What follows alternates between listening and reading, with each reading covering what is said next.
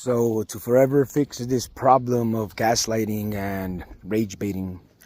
apparently what gaslighting and rage baiting is people that have an enlightened pineal gland and are manipulated well above average because of this particular skill that they can remote view. Because then,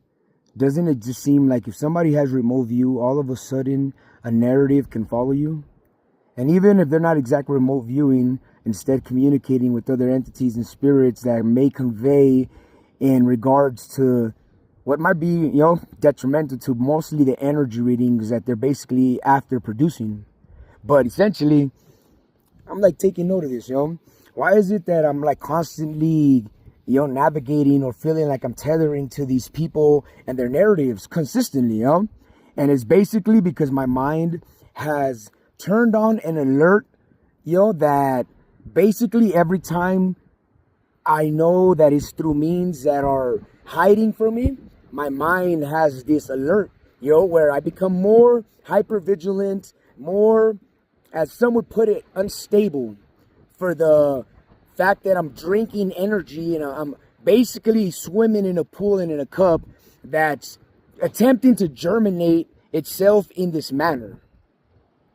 But ultimately it's rage baiting and gaslighting, just because remote view and astral projecting and all these particular higher plane existences or beings or state of beings seem to relay and convey to others essentially what seems to be like to the person experiencing the moment,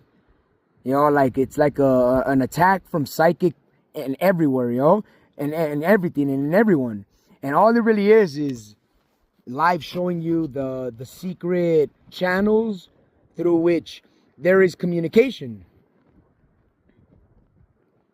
I mean, and that's basically how I've been like gaslit, because of these parts being unknown to me,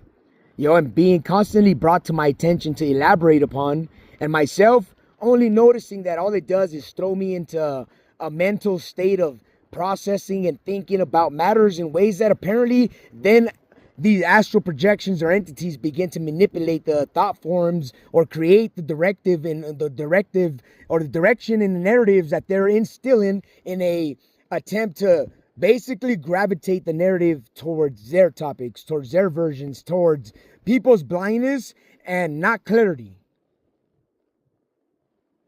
Think about it. I mean, what am I doing every single time that I do a speech? Every 3-minute video is an attempt to bring as much clarity as I can through these filters, the astral projections, and these thought forms that arrive.